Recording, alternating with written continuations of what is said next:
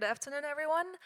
So as mentioned, I'll be presenting a topic about prediction markets. And funny enough, I'm a lawyer in Switzerland, but over the last 2 years, I show up in Prague for completely non-legal topics. So I always have this legal lens of, let's see what may go wrong and what are all the caveats somewhere, and then I present something that is not legal at all.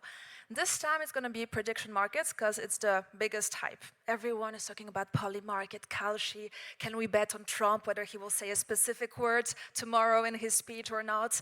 Where will the next missile land during some wars? This is the trend now. Now, prediction markets are also presented as a new source of truth. We're going to have crowd intelligence that gets out of this. Now, is it really a source of truth or is it just some bluff? That's the topic today. Well, first of all, let's remind ourselves that it's an old idea in a new stack. Why an old idea? Because prediction markets are not new. Poly market and Kalshi, this is just a new implementation of something that existed before. And the real question is, are those new players adding something to the landscape? Are they solving something? And that's the only legal reference I'll make. It depends, actually. So some of them are improving what we had before, while others are just rebuilding the same thing on Web3 rails.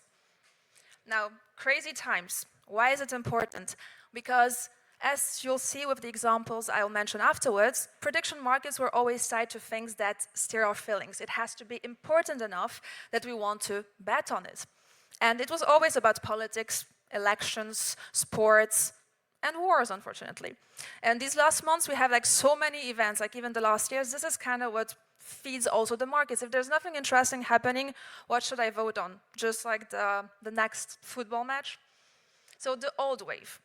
Well, I was actually surprised myself when I was researching. There's something that goes all the way back to 1868 and was already referred as a prediction market in the US regarding elections. And then when you look at the other dates regarding the Hollywood movie exchange or the Iowa electric markets, well, we have 88, 96, 2014. So really, not so fresh, not so new. It was just out there. Now, what about the old wave? There are 4 things.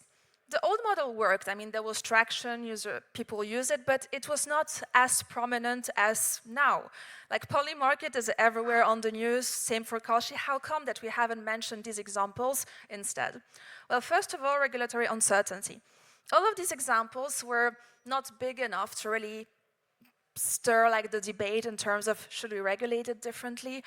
Some of these players, as the Iowa example, they were operating on a non-profit basis because it was mostly academic research. Some of them had caps, for example, meaning that the regulator just issued non-action letters or specific frames that work for this specific project. And then it was just living like that. There was also custodial risk. All of these platforms, if money was involved, well, they were holding the funds. There wasn't the Web3 infrastructure that allows all the non-custodial solutions. There's also resolution opacity in a lot of cases. How does it work behind it? Who is telling the truth? Who is deciding on what was the right outcome? And how are things allocated? You had to trust the platform. And limited access. But this is related to regulatory uncertainty. Well, because of this, it was probably just access, some of them in the US, some elsewhere. It's very local. Now, the new wave, the new names, we've all heard about poly market, but you have limitless as well, Augur, Exo market, that also is a new rising player. You have Kalshi also, I added it here. Well, the new wave is actually very eclectic. Not all of them are the same. All of them are referred to themselves as prediction markets. Some of them say conviction markets as Exo market, but it's the same principle. Now, old idea, new stack. So what changes with those markets? Well, before I dive into the details, the biggest thing that changes is the scale. The previous examples, some of them, like the Hollywood exchange, it was about fake money. Others were just very local, American politics. Others were also focused on specific things, like sports, for example. Here we have platforms that aim at being as broad as possible. The slogan is bet on anything you want, basically. And what else is being improved? Are we reinventing the wheel or just doing something completely new? Well, they're kind of improving the past with some design choices. Well, first of all, custody. We shift from something that just you need to trust the custodian to smart contract based. Market creation. Some of these examples have permissionless market creation. I can decide tomorrow to create a market. I could have created a market about how many people will show up in this room. This was not possible before. You had to, let's say, kind of pray that the market you're dreaming about is important enough that someone created it. Market resolution as well. We're moving towards more like decentralized, or at least attempts at decentralized and more transparent manners of resolving markets. Settlement, which is on-chain, you can see what happened there. You don't need to trust a centralized entity. And then the access. The goal, especially for the permissionless, decentralized platforms, is to have everyone being able to participate and not just people from specific jurisdictions. Now, this new stack and these new benefits also come with their own wave of risks, because obviously custody, if custody is with smart contracts, you add the technical risk because smart contracts could be drained. Market creation, if you have something that's permissionless, well, people could create markets on very shady things. And this is something that was reminded in general. You're not supposed, especially by the CFTC in the US, you're not supposed to create in regulated setups markets on illegal and immoral things. But on paper, if it's permissionless, I could create something as, let's say, negative F, will this person get killed tomorrow? And nothing would prevent me from that. Same for market resolution. Well, having something that's decentralized and transparent doesn't solve another problem that I will mention more in detail, is the data I'm relying on reliable and truthful in the first place? And I'll dive more into that, but the fact that, I don't know, a jury, for example, or several oracles are being used doesn't solve that issue fully. Settlement on chain, the same. Technical issues could arise, and in terms of access, I will see, as we will see afterwards, it wasn't really solved. So, waves within a wave. Not all of these markets, I said there's like very diverse landscape. All of them are prediction markets, but not all of them have the same approach. And some of them are simply centralized and regulated. That's the Kalshi example. They're kind of just reinventing the wheel because it's the same thing that we had before, but at a larger scale. Some of them are using decentralization just in doses. Not all of it, but part of it. So they are improving the wheel. I would say Polymarket is kind of a good example of that with their resolution system, but some other things are still like quite centralized. And then you have decentralization at the core, offering a completely new wheel design. And this is, I would say, mostly exo markets, where all the layers are supposed to be decentralized and they build everything on top of their own layer one. The new wave with old flaws. Well, this is the main thing. And for whatever reason, this does not appear. Yes. So one of the things that was wrong with the first wave, the old wave that didn't gain as much traction, was regulatory uncertainty and limited access. And when we see, well, for example, Kalshi, after all, I said they're just reinventing the wheel, but same thing, I tried to connect. I'm in the wrong jurisdiction. I cannot. I would need to be in the US because, and I added the whole list, all of these countries, and you'll see all of the European countries included, cannot access it. It's US-based, just accessible there. This comes from, I should have remembered, but I don't remember which one anymore. I think it's Limitless. Same, a whole list of exclusion, and here it's the opposite. Because they're not regulated in the US, they don't want to touch that jurisdiction, you cannot access it from the US, and then there's a whole list of countries being there because of sanctions. So we haven't really solved that thing, except if you say you are completely redesigning the way prediction markets work and you are fully decentralized. And this is the same thing as we're doing with DeFi. We are decentralized, we're not regulated. Narrative works only if you are fully decentralized, and Polymarket kind of realized that there are limits to that because they got fined in the US because of how they operate. And I see increasingly projects who want to serve that way by saying, but hey, these players are out there, they're not regulated, they are offshore, they do this, they do that, and then what happens? Well, the minimal level, you're gonna get blacklisted in a country and your website will not be accessible from there. This is not too bad. Worst thing that could happen is actually that someone considers they have jurisdiction over you and files for criminal charges, because a lot of countries have gambling regulations in place or financial regulations, depending on which one is applicable. And this depends on jurisdictions, but it's not the topic today. And then it may get worse. Now, the prediction motley crew. Why did I call it that way? Because, as I said, all build prediction markets, but not all of them are built the same. On top of like how they approach the whole thing, well, it's more than just centralized versus decentralized. This would be too simplistic. There's like a whole lot of questions that are not tackled the same way depending on the platform. First, well, the permissionlessness. Well, this is very important in terms of scale, moderation risk. If like it's permissionless, do I know whether these markets were defined in a correct manner? Is there a moderation policy that makes sure that this market will be solved correctly because it was created correctly? Is the custody centralized or smart contract based? Not all of them are smart contract based. Some of them just utilize fiat.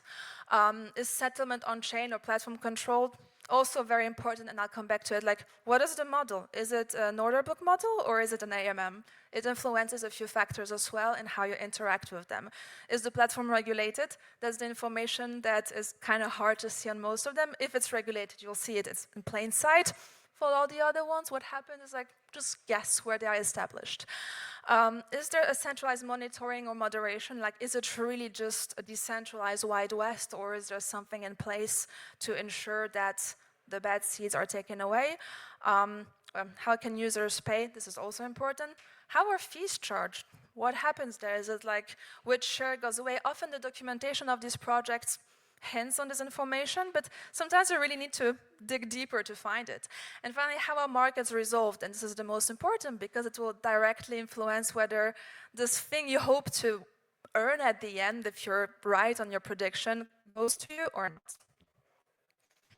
Dangerous ways. Well, there's an intrinsic vulnerability in all prediction markets, and this is the biggest flaw, regardless of the design.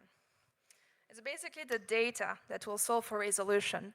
So the resolution requires data confirming whether the event occurred or not. Like, is it true, false, what was the price, what's the weather, and so on. Well, the data can be influenced. So first of all, not all events are clear. And this happened in a few cases. For example, will Zielinski wear a suit? Well, was he wearing something that is actually defined as a suit or not? It raised like a whole debate just knowing, was this a suit? Same for something else, like there are some concepts that are just complex definition, and then you try to create a yes or no market out of it. How does that work? Data may be also preliminary or evolve. What are the numbers in terms of how many people watched a specific event? Well, you may have preliminary data and a few hours later the final data. If it's resolved based on the first data, what happens? Data may be also tempered by third parties that actually just control the data feeds and this kind of things. But also events themselves may be tempered. And maybe you've heard the example of the guy with the hair, how do you call this again? The thing for the hair to dry the hair dryer, thank you, who just used a hair dryer to influence the temperature on a sensor so it goes up. And he won a lot of money out of it. I mean, if I can earn a few thousand just with a hair dryer, why not? So this is also something that's possible. And all of these elements basically influence the risk factor of markets. So regardless of the platform, when you access a market, you need to have this in mind and say, okay, I'm maybe putting $1,000 there, but the event is quite difficult to define. It may give rise to some contentious discussion, so potentially it's going to be resolved in a manner that doesn't align with how I understood it. Or the event depends on the decision of one person, so it's kind of hard to know what happens there. Same for like football matches. We all know how like some teams may, I mean, now less because there's a lot of control, but someone could be just set up and say, oh, I take the money, I'm going to lose the match just because it allows someone to win. So are there solutions to that? Well, obviously, if there's like a good dispute resolution system, or if like there's a way of contesting the results because something was solved too early or based on erroneous data, that's already a good start. I mean, if there were cool-off periods to avoid issues when there's like preliminary and like final data, that would also be nice, but I haven't seen examples implementing them. I mean, if you know some of them, please let me know at the end. Also, shifting away from the betting on anything or accepting the risk could be a solution. What do I mean by shifting away from betting on anything? I mean, some platforms as Limitless, for example, have like specific topics that are put forward. If you just need to bet on whether the price of Bitcoin will hit a specific threshold tomorrow, there's some risk of manipulation, but it's way smaller than when you have a market that's defined in broad terms. So this may be a way of just rendering those markets a bit more easy to comprehend and like less prone to disputes, or just accepting the risk. We say we bet on everything, but If something is resolved not according to my understanding, I'm fine with it. This would be the most reasonable approach, but as we've seen in a lot of things with like being non-custodial, using DeFi and so on, people like to blame someone. So obviously, I don't think this will be the way of going forward. Now, dangerous waves, what else happens there? Well, there are also some key design elements that actually influence the risk beyond just how markets are presented. First of all, whether it's custodial or not, and how things are being there. Like I've mentioned it already before, smart contract risk, or if you have like a regulated intermediary and so on. But you also have just the problem of resolution. And this is like the major thing. It's kind of opaque how it's going to be solved, and it's not always as straightforward, and it's not like a big tsunami coming and you'll be like, oh damn, I know this resolution will be completely messed up. No, you have like things in place. You have, ExoMarket has a system called Modra, for example, of a jury and like AI agents also intervening first. So basically, small markets, AI agents decide on the outcome. If there's a problem, it's escalated to a jury of people and so on. So they have like a whole thing that's like AI agents and then decentralized setup. Straightforward, right? Same Polymarket has also like a system, if it doesn't work out, you escalate it, but then, yeah, if it escalates and it's being then overruled just by a centralized entity, does it really work? And then what were also the things at stake there? Like, why was it overruled? Is it just because people complain, or was it because there was an actual system? And there were a few cases where basically people realized that they want to complain about the market and there's no clear procedure. Or there is a clear procedure, but it can be overruled by someone. So this is like a whole thing that basically influences what money you get in the end. Now, surfing the waves, just quickly here. Well, beyond this first aspect, as I mentioned, how is the market defined? How is the market solved? Well, all of this is also about liquidity and market makers being involved. And just the model influences a lot for them. Like, market, so AMMs or order books have very different characteristics. And I've heard someone say something very drastic by saying basically AMM-based prediction markets don't make sense for market makers. Well, someone else told me that actually it could make sense to a certain extent, but there's like a lot of differences. So saying, oh, be a market maker on a prediction market, well, just tell me what kind and take all of these elements into account. Now, all in all, I will not. If you're interested in the market maker part, just let me know, but I think let's get to the most interesting part, which is basically, do prediction markets actually tell the truth? Well, they don't really tell us what will happen. It's not like reading in a crystal ball, but what they can say is what a specific group of financially incentivized participants actually believe will happen under a specific design. The design directly influences that. If the wording is clear, it's easier to trust, but I highlighted 3 different points. The objective resolution, it's easier to enforce. So if the resolution is kind of like the system is weird, the wording is weird, like how do we work out there? We will not get the truth in the end. We'll just get like something that's more like of a bluff outcome.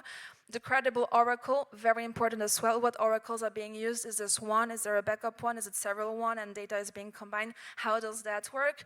It also influences whether we are more tending towards the truth or just like whatever outcome that's basically convenient to get some quick money. And also, we tend to forget about just biased participants.